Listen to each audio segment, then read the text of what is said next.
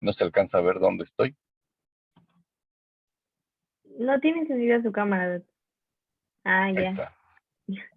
Voy manejando, así que no me van a poner muchas imágenes que interpretar porque me voy a subir a la banqueta.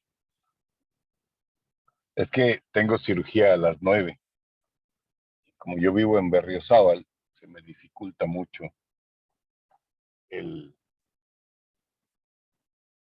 dar la clase y luego salir corriendo. O sea, es ilógico, ¿no? No es en automático. Entonces prefiero dar la clase así, ya en carrera. Bueno, ¿de qué vamos a hablar hoy? ¿A quién le tocan fracturas de tibia? ¿Hay alguna duda sobre fracturas de rótula o fracturas de fémur o fracturas condilias? ¿Tienen alguna duda, jóvenes doctores?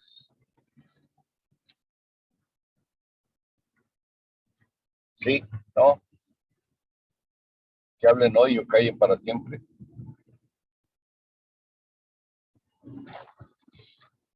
¿No?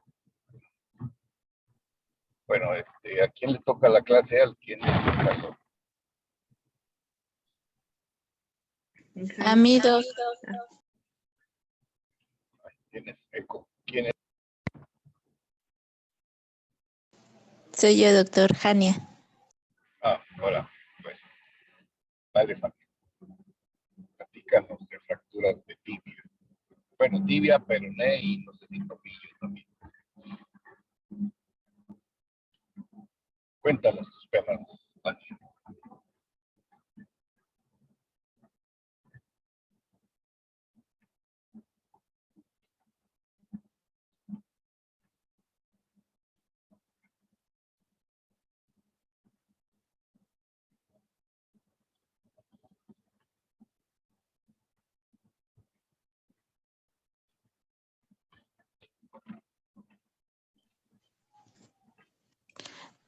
Doc, solo que utilizo dos dispositivos porque en el micro de mi lab no funciona.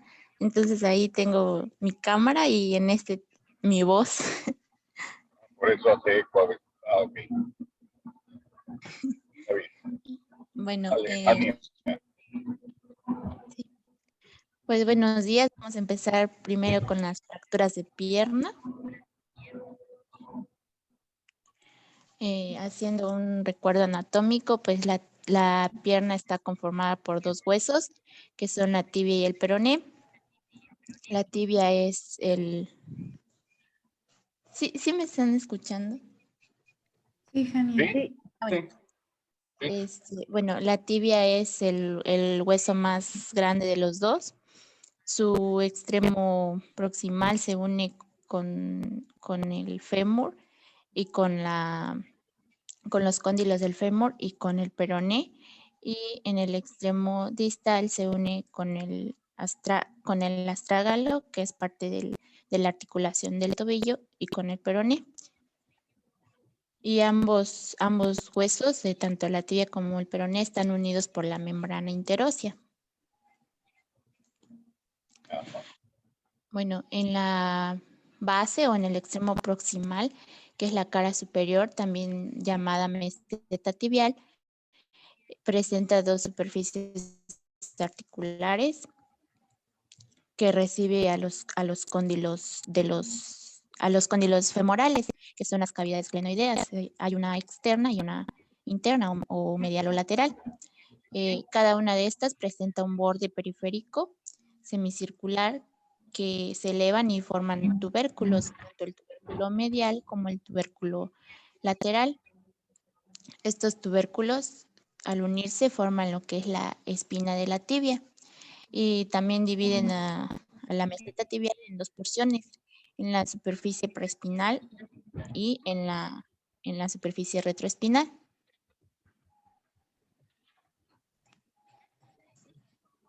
Esas espinas, en las radiografías se ven dos piquitos en el centro de la meseta tibial, entre las dos mesetas.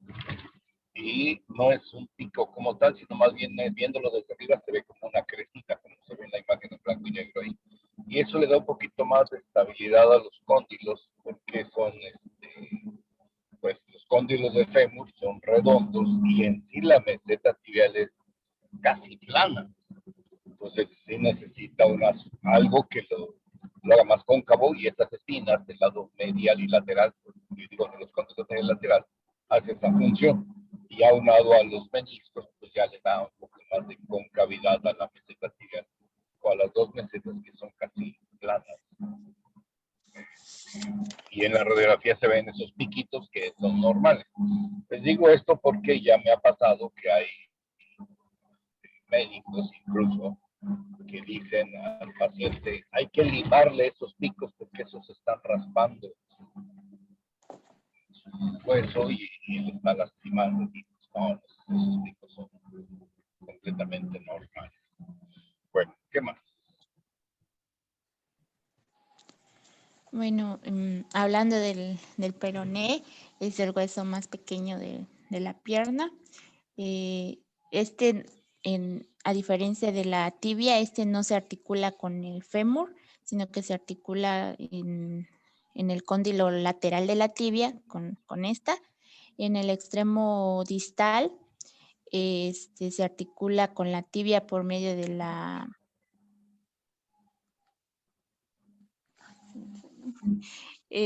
bueno, se articula con la tibia y con el astrágalo. Con el astrágalo. Se articula con la tibia por medio de la escotadura peronea. Eso. La articulación del tobillo, perdón, la función del peroné es muy importante a nivel del tobillo. En la parte proximal, media y proximal, el peroné no tiene una función específica. No es trascendental su estructura como para preocuparse, pero en la parte distal sí. Y sí hace una unión articular con la tibia que le llamamos sindesmosis en el tobillo. Cuando esta se rompe, ya lo vamos a ver, tiene problemas, no tiene consecuencias. De hecho, hay una clasificación que es en base a eso, a la sindesmosis, Exacto. de acuerdo a la ubicación a qué nivel esté la fractura en el peroné, pero ¿Y es cuál es la opción? Exacto, y ese es otro historia, no lo sabemos. Bueno, sí tiene unión. ¿Qué más del peroné?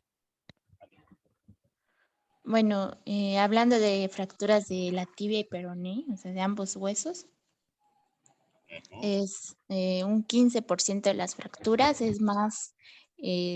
son más, en mayor porcentaje las de la tibia sola. Estas con frecuencia son expuestas, ocupan mucho tiempo ortopédico y las causas más comunes son los accidentes de tráfico y las lesiones por torsión, sobre todo en el campo deportivo. Hablemos un poquitito nada más de la anatomía topográfica, algo muy leve. En la parte anterior de la rodilla, en el extremo proximal, hay un chipotito, donde se inserta un tendón, que algunos le dicen ligamento. ¿Cómo se llama esa? La tuberosidad anterior de la tibia. ¿Sí? Si todos tocan su rodilla, pues abajito de la rótula, siguiendo el tendón, se siente ese chipotito. La tuberosidad tibial. Ahí se inserta el tendón rotuliano o ligamento rotuliano. Y a un lado, hacia el lateral, hay un tubérculo, un chipotito que se llama tubérculo de Yerni, donde se inserta principalmente el músculo tibial anterior. Ahora, hacia abajo de la tuberosidad tibial, divide una cresta a la tibia en el lado anteromedial, que es algo plano, y lo importante y trascendental, por lo que dijo ahorita Hania. ¿Es Hania con J? Con H, doctor. Con H, Hania. Pero no, se pronuncia Hania. Oh, pues, bueno, Hania. Sí. Dijo Hania que la cara anteromedial está sin músculos. Si toca su tibia ustedes, bueno, su pierna, van a ver que la cara anteromedial está, pues, la piel abajo el hueso abajo de la piel, sin carnita, sin músculo. En cambio, en la parte lateral, al lado de la cresta o la canilla, la cresta tibial, la canilla es la parte más afilada, digamos, de la tibia, que le da más resistencia. Pues del lado lateral sí ya tiene muchos músculos, que son los músculos que hacen la dorsiflexión del pie, músculos que hacen que elevemos la punta del pie hacia nosotros, ¿no? Es la dorsiflexión. Y en la parte posterior, que sí hay mucha masa muscular, porque es la que nos ayuda mucho al desplazamiento o al avance, a la marcha, principalmente los gemelos, el sóleo, etcétera, ¿no? Entonces, los flexores del dedo grueso, flexor común de los dedos y tibial posterior. Entonces, esa condición de la tibia que está completamente a flor de piel hace que sea muy fácil o muy frecuente una fractura de tibia expuesta. Y ya nos va a platicar Jania cuáles son las complicaciones. Bueno, entonces ahora sí, ya tenemos. Y del lado del peroné hay un nervio que se llama precisamente peroneo lateral, o nervio peroneo lateral o ciático o pilitio externo, que se le da la inervación a los músculos de esa zona, ¿no? De los peroneos, laterales, tibiales, etc. Bueno, ¿qué más, Jania? Ya no te interrumpo. Entonces, las fracturas en tibia son más frecuentes que se fracture tibia y peroné, o es más frecuente que solo se fracture tibia. Es más frecuente solo la tibia. Bueno, ¿qué más, Jania? Bueno, en el caso de que se fracturen los dos, tanto tibia y peroné, el tratamiento se debe realizar rápido en la escena del accidente, con cuidados inmediatos, ya que estas fracturas, pues, por lo regular son abiertas, entonces se deben cubrir con el material más limpio que esté disponible mientras se transporta al hospital. Bueno, estas fracturas expuestas, que no ahondes mucho. En la próxima unidad hay un tema específico de fracturas expuestas. O sea, no tienes que explicar mucho sobre fracturas expuestas. Entonces ya no hablo del tratamiento definitivo. De fracturas expuestas, no. De fracturas en general, sí. Bueno, si la fractura es reducida, ¿Sí? bajo una anestesia general se le puede inmovilizar con un enyesado que va desde la ingle hasta los dedos de los pies. Si son fracturas inestables con múltiples fracturas, se le realiza una fijación interna. Y cuando es una herida sucia o que hay una necrosis de la piel, con una fijación externa. O sea, ya, chido. Fractura de tibia. ¿Vas a hablar de las fracturas de la meseta tibial? Sí, sí. Bueno, bien. ¿Qué importancia tiene que esté fracturado el peroné? O sea, ¿qué tan trascendental es si está o no fracturado el peroné?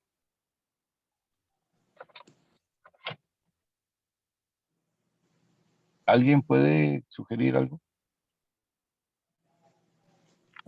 Pues es un hueso que solo sirve de inserción muscular, no creo que había leído que cumple función de soporte nada más en el 15%. La tibia es el que se encarga en ese aspecto, así que no creo que sea tan trascendental.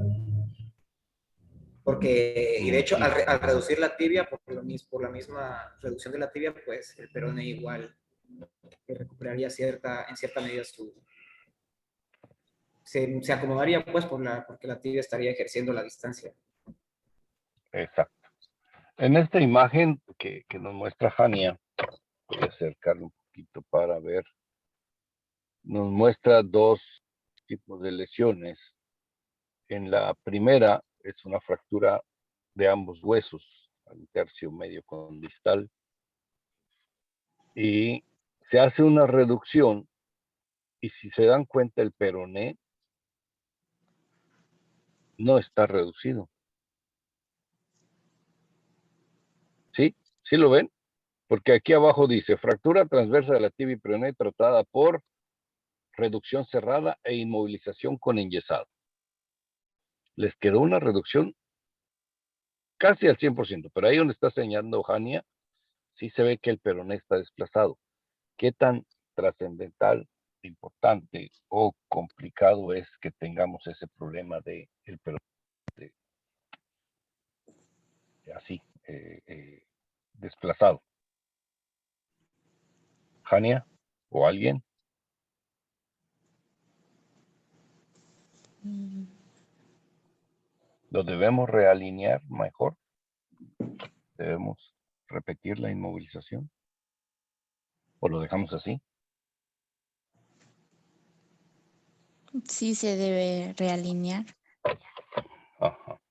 Fíjate que no. ¿no? Y eso hay que aclararlo porque el paciente o el familiar va a decir, oiga, espérame, pero si quedó un huesito chueco.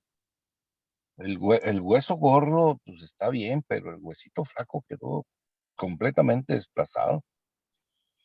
Entonces, no es importante algo que decía este compañero que tiene muy poca función, 15% se me hace mucho, pero muy poca función. Esto es, si el peroné se fractura así y no queda alineado, no importa, porque la tibia es el que soporta la carga, es la que estabiliza, la que distribuye. Y el peroné incluso pudiese quedar en pseudoartrosis. Esto es, no consolidar y no da problemas funcionales a la marcha o al movimiento, etc. Lo importante aquí es la tibia. Y sí hay que aclararlo porque puede ser que ustedes, si no lo comentamos, cometan el error de, pues decir, de preocuparse, oiga doctor, es que le quedó chueco el otro hueso, no lo va usted a componer, y pues el peroné no es trascendental, ¿de acuerdo? Pero al revés, cuando la fractura es solo en la tibia y el peroné queda íntegro, eso es muy buena noticia porque es muy probable que no se tenga que operar. En cambio, cuando son los dos huesos fracturados, generalmente se opera. Así como este caso, pues está padrísimo que redujo muy bien. Hay que checarlo más o menos a la semana para estar seguros que mantiene esa condición de reducción. Acuérdense que luego se desplaza, no se mueve. Es un tubo, no tienes cómo estabilizarlo, que no se mueva el fragmento. Entonces puede ser que se desplace otra vez. Y la recuperación es más lenta porque tienes que estar 2, 3 meses inmovilizado o enyesado. Entonces es más práctico operar. Pero si la tibia está fracturada, el peroné está íntegro, no hay problema. Puede estabilizarse muy bien. La tibia no se desplaza tanto, no se angula tanto porque el peroné está sirviendo de férula. Lo mismo pasaba en el antebrazo. Si uno de los dos huesos estaba íntegro, pues el otro podía tratarse sin cirugía, ¿no? Pero cuando los dos huesos están fracturados, el pronóstico no quirúrgico es más sombrío, entonces se tiende a operar. Que en general las tibias es mejor operar, les va mucho mejor, a diferencia de la clavícula que luego hace pseudo si se opera. Pero sí, en la tibia es mejor operar. Bueno, ¿qué más, Fania? Entonces, si se fractura solo el peroné, pues que a veces sucede en una patada, en un golpe directo en la parte lateral de la pierna, se puede fracturar la diáfisis peronea. Y pues si se fractura esa, no hay problema, lo enyesa, sí, por supuesto, porque le duele, está inflamado, está contundido. Sí es bueno ponerle una inmovilización, una espica de yeso, mientras consolida. Y tiene un clavo centromedular ahí, miren, está mejor. La otra está más intensa, tiene una fractura espiroidea y está afectado también el peroné. Bueno, háblanos más, Jania, de estas fracturas de tibia. ¿Cuál es su pronóstico? ¿Cuál es su evolución? ¿Qué hay que hacer?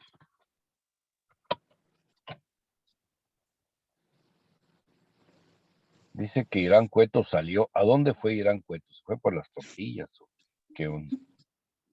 Mm, Pregúntale a Irán qué pasó, Fátima. ¿Dónde anda? Yo Bueno, le pregunto. síguele. ¿Eh? Yo le pregunto. Bueno, mándale un WhatsApp mientras Jania nos sigue platicando. Bueno, síguele, Bueno, Jania, ¿qué más? bueno, dependiendo del tipo de fractura, es el tratamiento. Por ejemplo, en las fracturas transversas, y puede ser con un enyesado.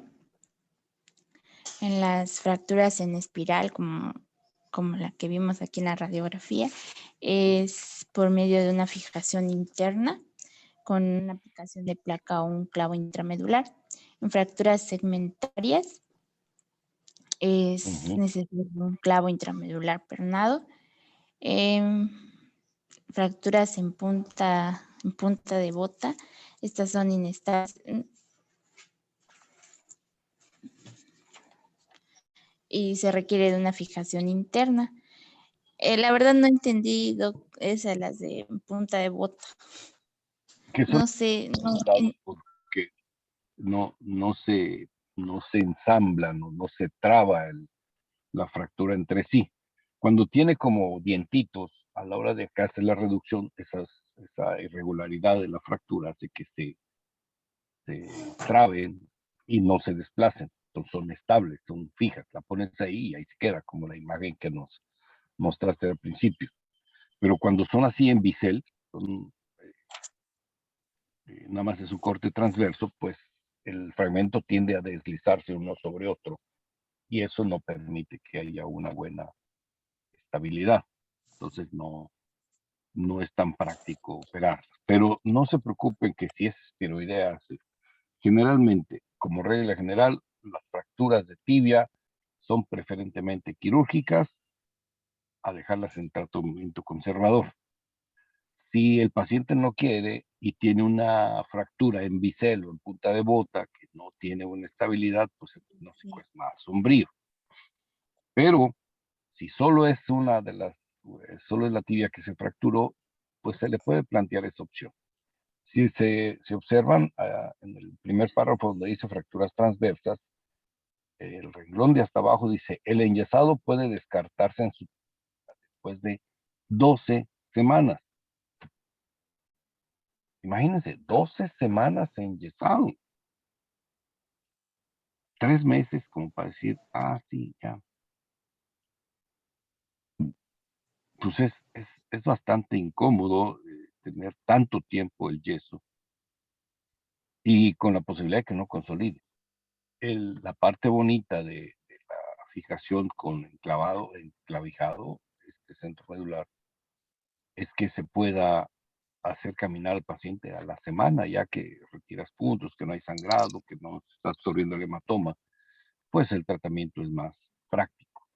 Incluso en las fracturas de tibia, las fracturas diaficiarias son relativamente fácil de ponerlas sin abrir el foco de fractura. Entonces eso le da más estabilidad porque no quitamos el hematoma y hacemos una muy buena reducción sin tener que abrir el foco fracturario. Entonces, si no abrimos, pues dañamos menos, no la hacemos expuesta, el riesgo de infección es mucho menor, etcétera, ¿no? Muchas cosas. Entonces, sí vale la pena pensar en cirugía en vez de pensar en enyesado. Casi, casi ya no se usa, ¿no? Como los partos en es necesario, ¿no? Casi nadie hace, ya, casi ningún gineco trata a una paciente con trabajo de comparto normal. La mayoría son cesáreas, son más prácticas, más cómodas, se recuperan rápido, etcétera. Igual aquí, si le haces un tratamiento conservador, bueno, es válido si está bien alineado, pero estás con la inquietud, la zozobra de que se va a mover, se va a desplazar, va a consolidar chueco o no va a consolidar, etcétera, ¿no? Y el paciente ya todo molesto con el yeso, ya se le aflojó, hay que cambiarlo, ten cuidado para que no se mueva el fragmento. Es más traginoso manejar al paciente de forma conservadora. Entonces, por eso se prefiere, se tiende a hacer la tendencia a ser más quirúrgico el tratamiento de la tibia, aún estando estable, aún teniendo el peroné íntegro, se puede tratar quirúrgicamente con un pronóstico más o menos alentador. Entonces, las fracturas de tibia en general se prefieren operar, generalmente con el clavado centromedular. Casi nunca se pone placa cuando es fractura diaficiaria, salvo ya que nos va a platicar Jania de seguro, cuando son distales o muy proximales, pues no cabe un clavo. ¿Qué más, Jania? Platícame. O ya te di la clase.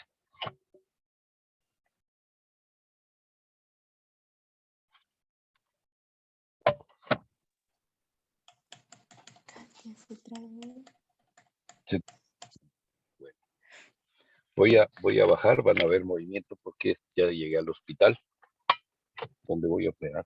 Ah, oigan, a ustedes no les he invitado a cirugía. Luego me da pena invitarles porque cuando los invito no van a clase y luego me vayan a reclamar. Y más que soy el coordinador, estoy poniendo el desorden.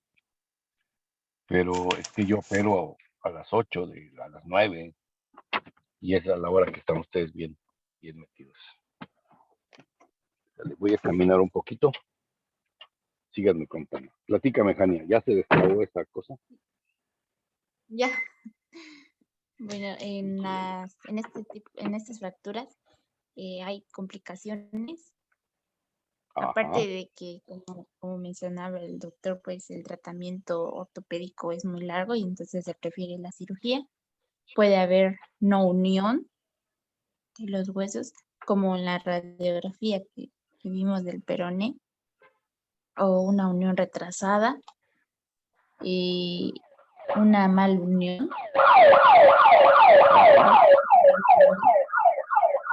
Perdón. Puede haber isquemia o lesión vascular y necrosis de la piel o también el síndrome compartimental. Uh-huh. ¿Cuándo dices que es un retardo de consolidación? ¿Qué diferencia hay entre pseudoartrosis y retardo de consolidación?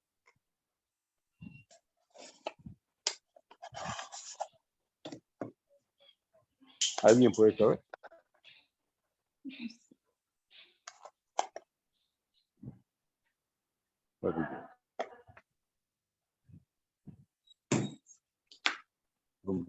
¿Me escuchan?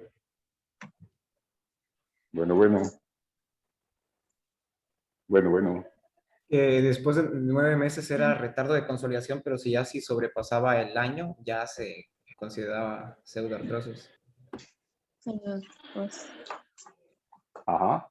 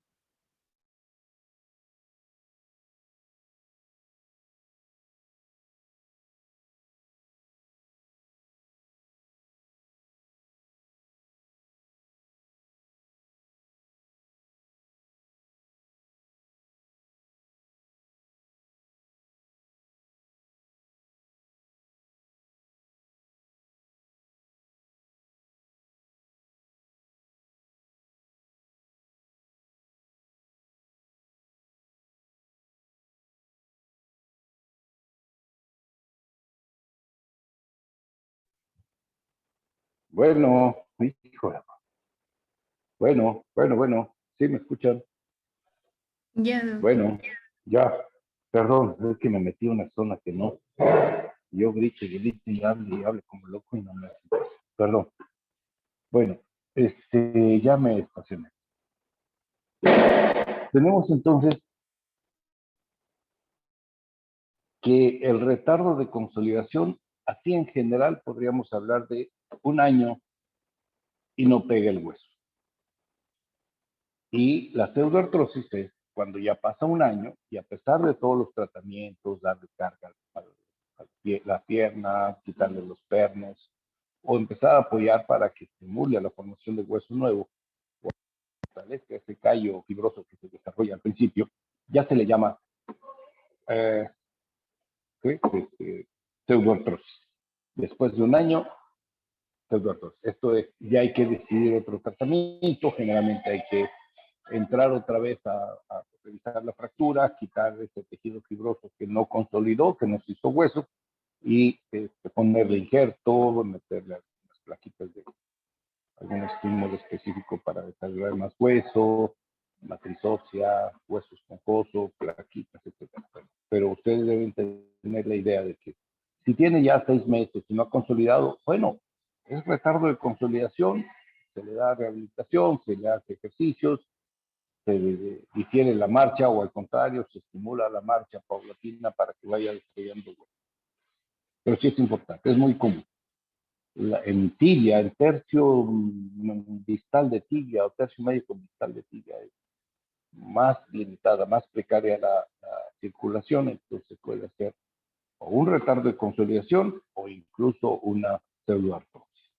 Y hay que ser paciente porque el paciente pues también se desespera. Hay que ser tolerante, pues no desesperar. Bueno, ¿qué más, Jania?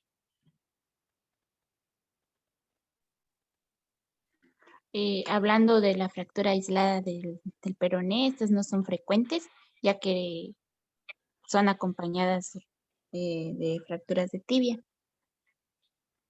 Estos pueden ser Ajá. por traumatismo directo o por una acción con torsión del tobillo o una fractura por fatiga. Uh-huh. Cuando son de traumatismo directo, normalmente son de tipo espiral o con minuta. Y esa es una fractura Son muy por raras fatiga. las fracturas del peroné y es muy frecuente.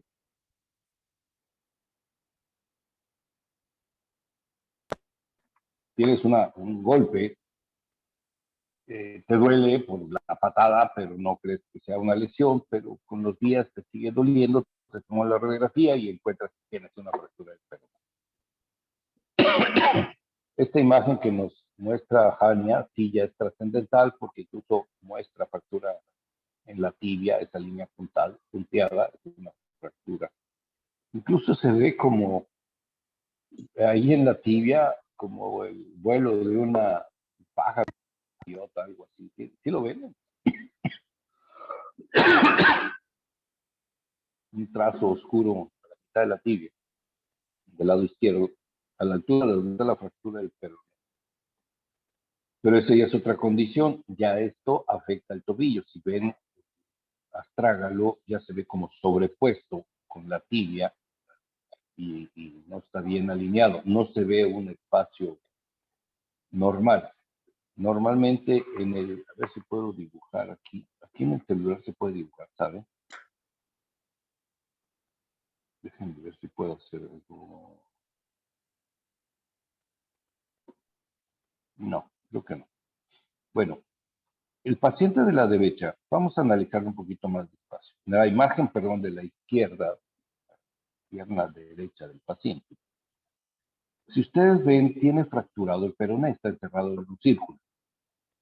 Y tal parece que no es reciente porque ya se ve como remodelada la fractura, no se ve así afilada, bien delimitada. Y luego ahí marcan con una línea punteada, que yo creo que es parte de una fractura. Y esa que le digo que parece un pajarito, el vuelo de un ave, es parte de la fractura, es parte de la fractura helicoidal que está en la tibia. Pero lo más importante aquí es que si ven el astrágalo se ve sobrepuesto en la tibia. Normalmente el astrágalo debe tener este espacio que se ve entre el maleolo medial y el astrágalo del lado. Este es más a la derecha, doctor. El espacio entre el maleolo tibial y el astrágalo. Así como se ve esa separación en la parte dorsal del astrágalo o la parte distal de la tibia, también se debería ver, al igual, aquí ya encontré cómo escribir.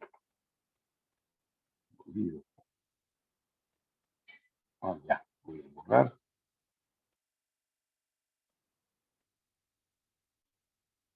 Voy a escribir aquí, permítanme. Este espacio que está aquí, del lado peroneo, y aquí, igual debería estar acá. Entonces, en esta imagen anteroposterior, el astrágalo realmente está sobrepuesto o desplazado de la tibia. Quiere decir que tiene una luxación o una subluxación. Si tuviésemos la imagen radiográfica lateral de esta, perdón, la radiografía lateral, podríamos ver en la imagen que sí el astrágalo está fuera de su sitio. Entonces, cuando ustedes vean que hay fractura de tibia, y el astrágalo no se ve normal, no se ve el espacio o la línea de cartílago que hay entre tibia y peroné, pues está mal. Pidan una radiografía lateral y ahí van a descubrir que sí realmente está lesionado, está fracturado, luxado el astrágalo con la tibia. Voy a borrar todo esto para que ya sigamos con la. Bueno, ¿qué más? Bueno, en el peroné, según el nivel de la fractura, pues era en la extremidad superior, que estos son un poco frecuentes debido a la movilidad Ajá. de la articulación peronea superior. Puede ser en la diáfisis o en la extremidad inferior, que es como las más importantes, tienen relación con el tobillo, con el astrágalo, como mencionaba.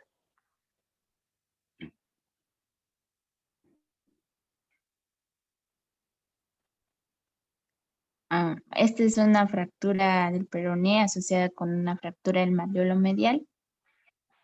Esta fue causada por una pronación del pie.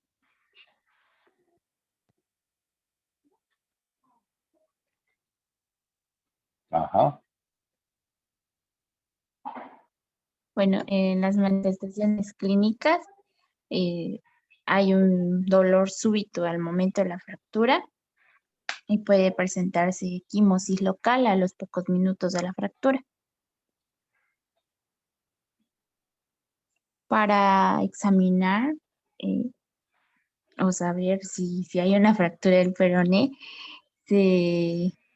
pues hay dolor en el sitio golpeado y a la dorsiflexión es una dorsiflexión dolorosa.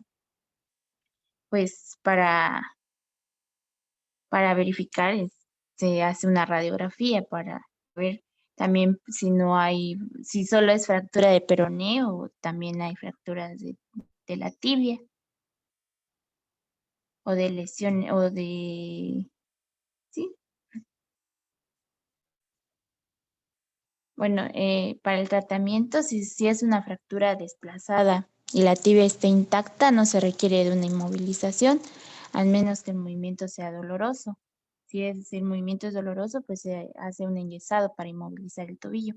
Y si son fracturas por fatiga, sí se requiere de una inmovilización.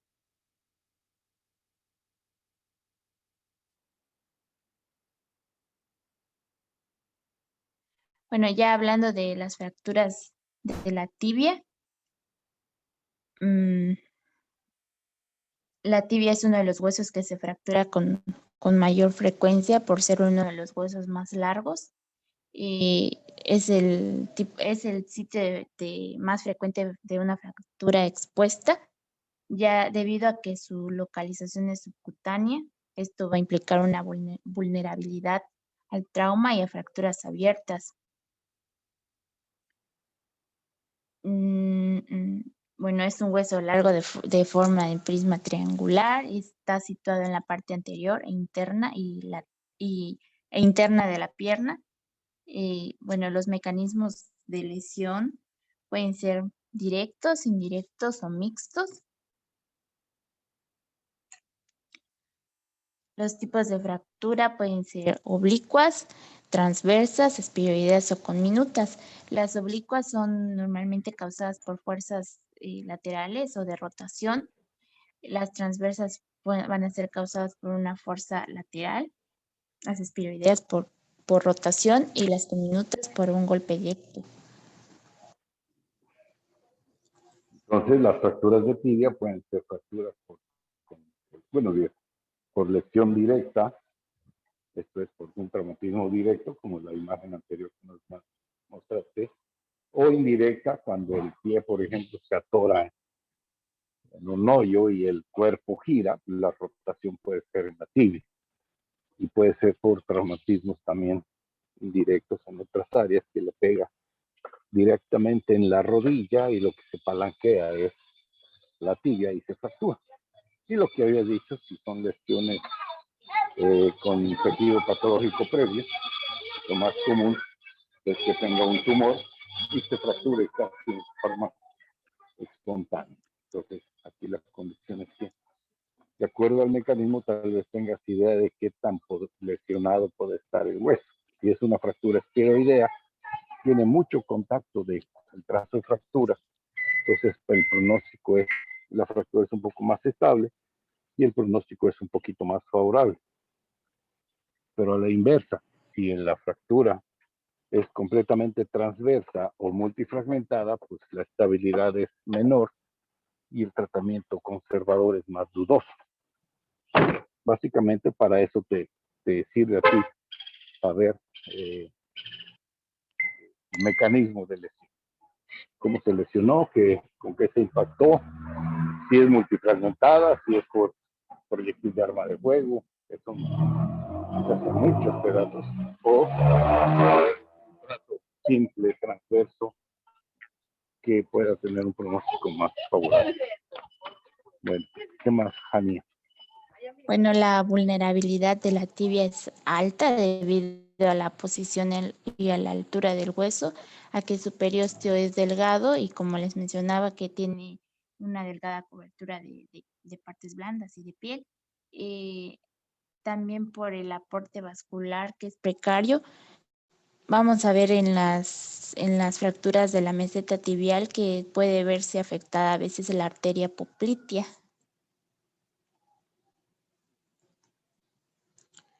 Bueno, la sintomatología es dependiendo de la violencia del trauma, ya que, como les mencionaba, puede haber compromiso de partes blandas, desplazamiento y dolor.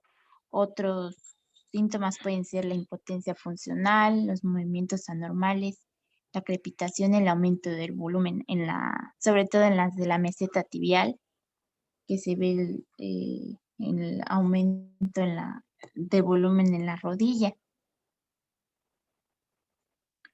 En cuanto a la clasificación, pueden ser expuestas, cerradas, inestables y estables. Bueno, esto es así en general, porque ya ¿cómo se dice? Por porciones o por partes de la tibia vamos a ir viendo cada una de ellas. Bueno, empezando con las fracturas del extremo proximal de la tibia, que son las mesetas o también llamados platillos, o de los cóndilos tibiales. Estas son lesiones que afectan tanto epífisis y metáfisis proximal de la tibia. Estas son más frecuentes en el hombre que en la mujer, sobre todo en una edad de entre 30 y 50 años, con una media a los 48 años. Es el 1% de todas las fracturas de tibia, y las más habituales afectan a la meseta tibial externa, ya que estas requieren de un menor traumatismo, de traumatismos de menor energía que la meseta tibial interna.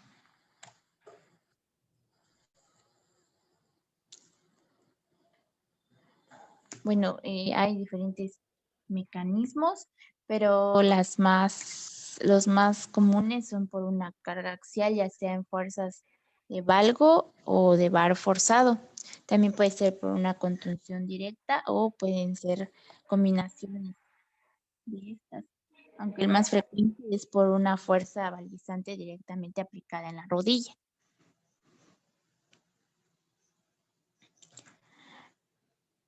Mm, mm, mm.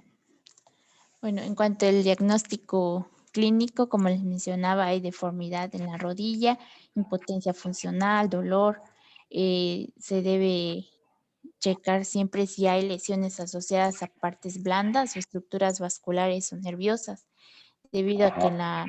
A ver, doctorcita, espérame. Aquí es importante tomar en cuenta esta condición de traumatismo, porque las lesiones, como dice ahí, pueden ser en valgo, en varo o por golpe axial. Esto son fracturas generalmente indirectas.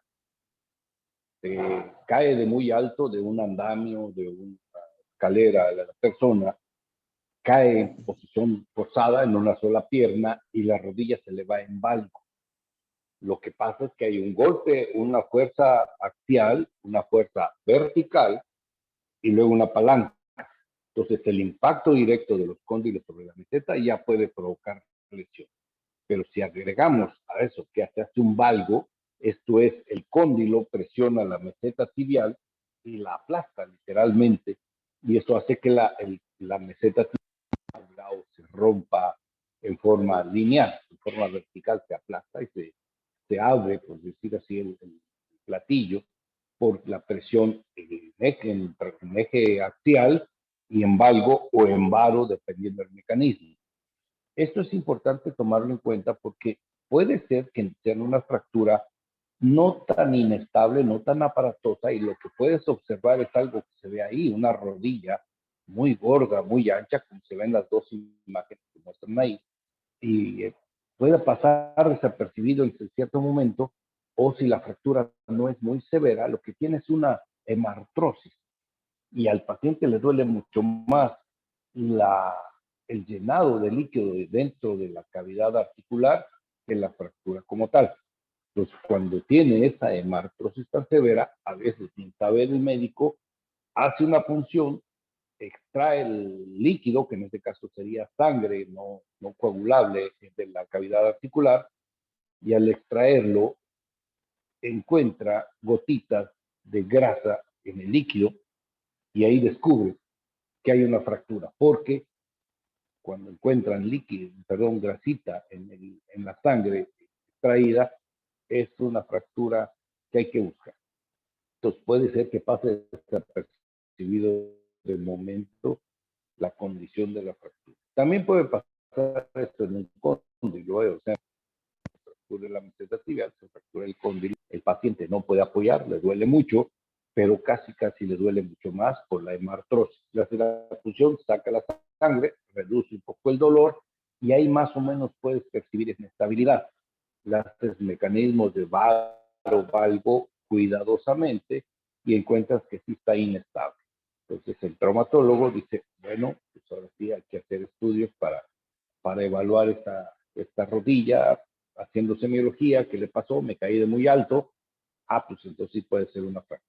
Puede ser una lesión leve, que me golpeé, me empujó el chucho y me lastimó la rodilla, pues tal vez es un ligamento que se dañó, tiene artrosis, pero la función no sale la sangre intraarticular, no sale con gotitas o manchitas de grasa, pues no hay fractura. Pero si cuando ustedes hacen la punción, extraen la sangre y encuentran gotitas de grasa flotando sobre la...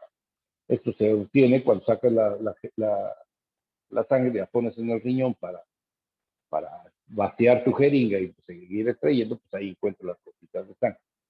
Entonces, cuando hagan función, es muy importante que ustedes la sangre o almacenen la sangre que se extrajo en un riñón y no la tiren directamente al bote de residuos biológicos infecciosos. ¿Sí? Entonces, hagan eso, pónganlo en el riñón y ahí van a descubrir que tienen gotitas de sangre y eso, digo, de gotitas de grasa, y eso es representativo de que tiene una fractura por ahí. Y ya luego sigue lo que dice Hanna, ¿no? Evaluar, hacer el diagnóstico más completo, pues ya no por semiología, sino lo más fácil, tomar radiografía. ¿Qué más, Jania? Bueno, también se debe observar si hay hemartrosis y si hay lesiones neurológicas, sobre todo en los nervios que se encuentran cerca, que son el ciático, el popliteo externo o el peroneo superficial. y valorar la estabilidad articular de la rodilla. Las lesiones de la meseta tibial lateral, que ya nos dijo Jania que son más frecuentes, sí pueden ir de la mano con lesiones incluso del peroné, de la cabeza del peroné, y puede lesionar el ciático popliteo externo. Las lesiones del hueso popliteo son raras, no son tan comunes. Entonces, no es tan trascendental. Más cuando es una caída, así como les digo, se cae de alto, que es sumamente común, este tipo de lesiones así, o por un golpe directo del parachoques, o sea, te golpea el coche, la parte lateral, pero el valgo es tan severo que te provoca una fractura. Entonces, si van a realizar lesiones del nervio, lo primero que deben revisar es el ciático popliteo externo, o sea, pedir al paciente que haga dorsiflexión.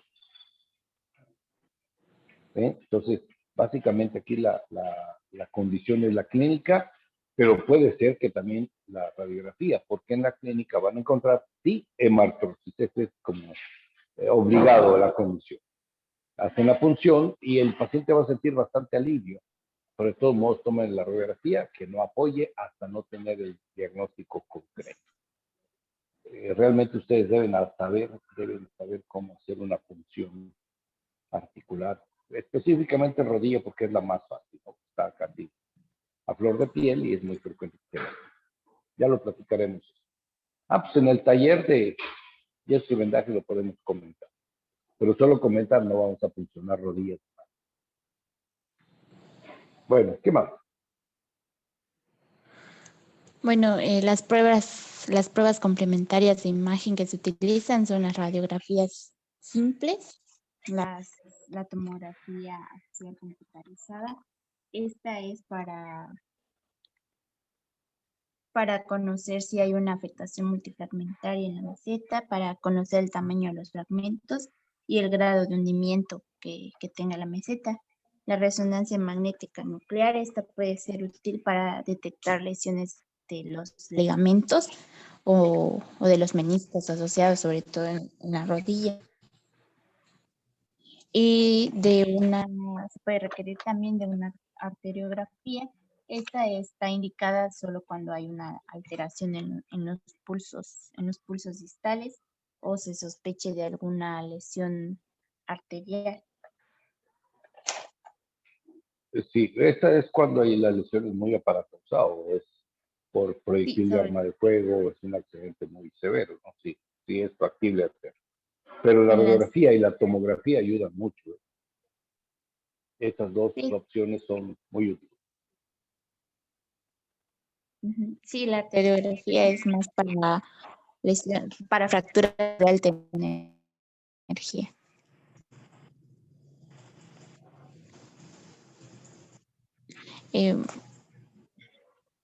Las radiografías deben ser en proyección anteroposterior y lateral. Fíjense ahí, si ustedes se fijan, sin querer ser grosero, no se nota mucho fractura. ¿Sí me puedes señalar, alcanzas a ver, aquí se ve muy oscuro. Así ya la vi más claramente. ¿Me puedes señalar o marcar con tu lapicito?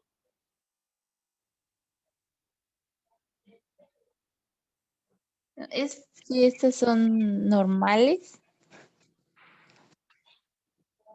Como normales. Ahí está una fractura. Oh.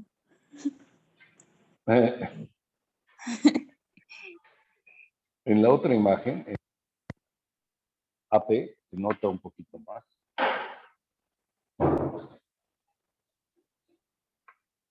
Aquí.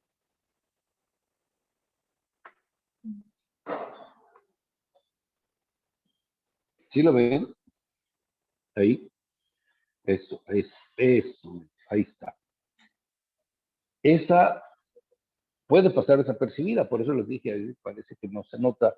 Y con plan con maña le dije a Jania que la señalara, porque no se ve, no es que Jania no sepa de fracturas, no es tan fácil identificarla de inmediato, más que la imagen está muy oscura.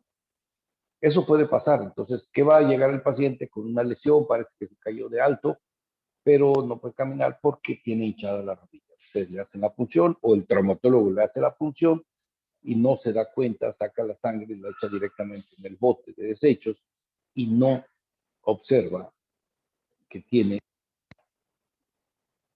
la sangre esa que extrajo. Entonces, ¿y cómo se ve la sangre? ¿Cómo digo, la grasa? Se ve como lo que en el caldo que hacen las mamás, se ven las gotitas de sangre flotando en la superficie del caldo. Pues igual se ve rojo y las gotitas de sangre en sí. Gotitas pequeñas o grandes, dependiendo de la magnitud de la lesión. Pero quiero decir, puede pasar desapercibido. Y en la imagen del lado derecho, pues sí ya se ve una condición extraña. Toda esta zona no se ve normal. Y eso es lo que tienen que aprender ustedes a descubrir. Tal vez no descubran la fractura como tal, pero no la ven normal. Les debe inquietar, les debe llamar la atención. Algo tiene que no sé qué, pero no es normal. ¿De acuerdo? ¿Tienes otra imagen, Jania? Es una tomografía. Ya se ve la meseta tibial y el pedazote este. A ver si lo puedo. No puedes marcar, no sé por qué. Todo esto es el trazo de fractura, que están las espinas, la tibia medial, y esta zona pues, es donde está la lesión. Más fácil por la tomografía, aunque es una tomografía de las viejitas esta, pues sí nos ayuda a descubrir bastante dónde está el problema. ¿Qué más, Jania?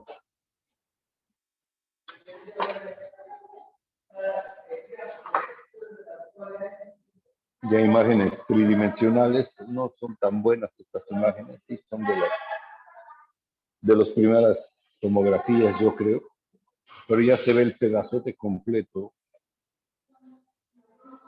Ay, Dios. Déjame ver si puedo escribir. Ahí está. Este es el pedazo fracturado. Aquí no se alcanza a ver, lo de arriba, estos son los cóndilos y creo que este podría ser la fractura. O sea, acá también no lo aseguro bien porque no puedo identificar claramente la imagen, pero creo que por ahí está. Pero en la AP sí se ve ese cuadro que les dibujé, es el trozo de tibia que está fracturado. Entonces la tomografía va muy de la mano con la radiografía. Sí es importante pedirlo. Bueno, ¿qué más?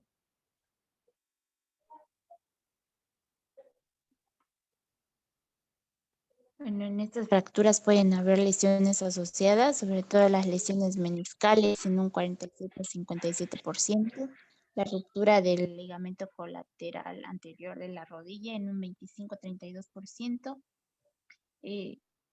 Si las depresiones de la meseta o del platillo tibial son igual o mayor a 12 milímetros, se presenta la lesión meniscal. Y en las fracturas del platillo tibial tipo 4, 5 y 6 son con mayor frecuencia la ruptura del ligamento colateral anterior, que más adelante vamos a ver la clasificación. Bueno, se utilizan principalmente dos clasificaciones. Esta es la de Schatzker, que la divide en 6 tipos, de acuerdo al tipo de fractura y al platillo, sí, al platillo que esté involucrado. Por ejemplo, las primeras 3 son del platillo externo. La tipo 1 es de tipos de cizallamiento, es producida por mecanismo de alta energía en valgo y sobre todo es en pacientes jóvenes. La tipo 2 es por un cizallamiento y de presión, igual es del platillo externo, es por traumatismo de baja energía, este se da en pacientes de edad avanzada. La tipo 3 es una depresión central pura, igual del platillo externo. es de baja energía, por lo que se ha relacionado en pacientes osteoporóticos. Sí, a ver, espérame, Jania, ahí nos detengamos un poquito. Si se dan cuenta, la clasificación divide en las más sencillas en fracturas del platillo lateral, son las 3 primeras. Si ven, en la 1, solo el platillo tibial se fracturó y se separa, nada más.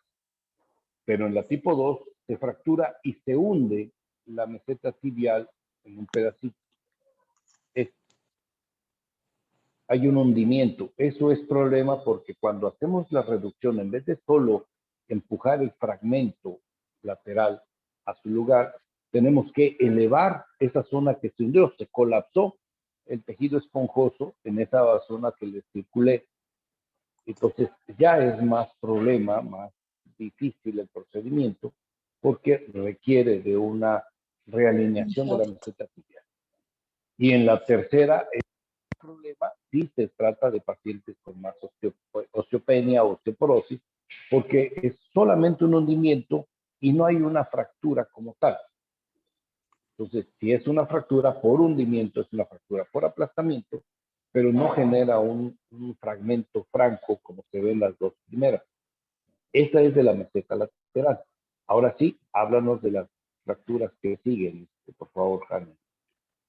Bueno, la tipo 4, esta ya es de la meseta tibial interna. Esta puede ser de cizallamiento en jóvenes o por depresión en ancianos. La tipo 5 ya son de ambas mesetas, son bicondilias y ya hay continuidad entre la metáfisis y la diáfisis. Y la tipo 6 ya son fracturas más complejas en las que hay falta de continuidad entre metáfisis y diáfisis.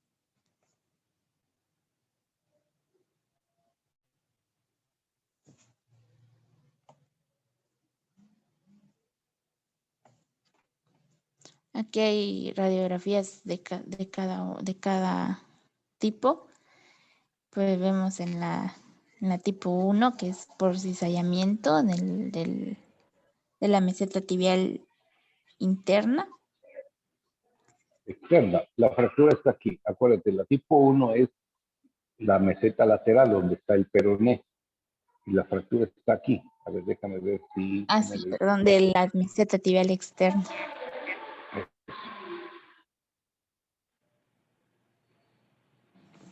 ¿Qué más? Aquí está. Aquí está la fractura. Aquí está la fractura. Ay, está muy fea el trazo. Alguien le están llamando ahí por teléfono.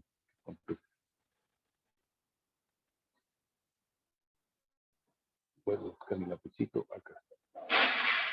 Esta es la fractura. Va de la espina lateral, si ven en la meseta tibial de mi persona, esta es la espina. Ay, ¿qué hice? Chance, ya me salí. Disculpen, ahí está. Estas son las espinas. Algo que se me mueve la pantalla. Ahí está. Esta. Oh, que la canción.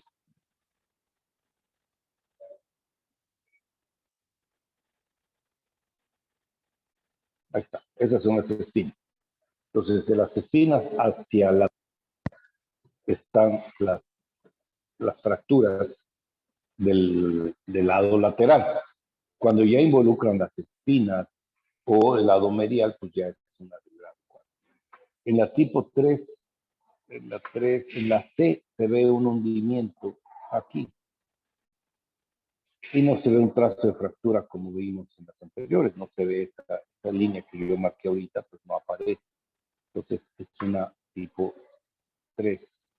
Pero no se tiene que aprender ustedes la clasificación como tal. No le vamos a preguntar esta clasificación. Ya en la tipo 4, ya la meseta lateral está íntegra, no hay problema en la meseta lateral, pero sí está fracturada la meseta medial y afecta a las espinas. Esta es la fractura. Y esta, pues, es una fractura en T.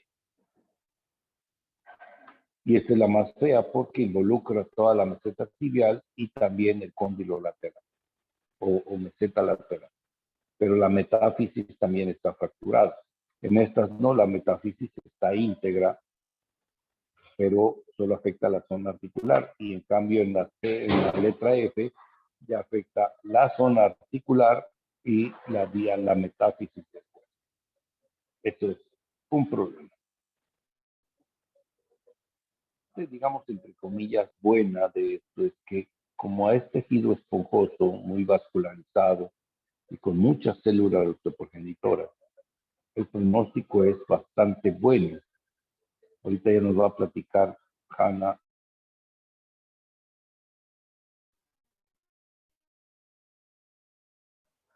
cuál es el pronóstico, qué es lo que pasa con estos pacientes que tienen. Platícanos. Ah, no, ya son las 9. Señores, ya me voy.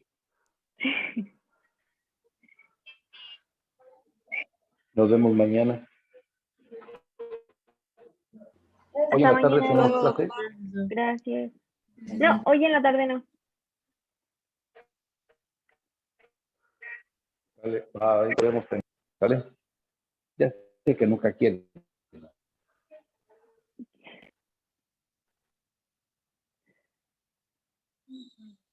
Hasta mañana, doctor.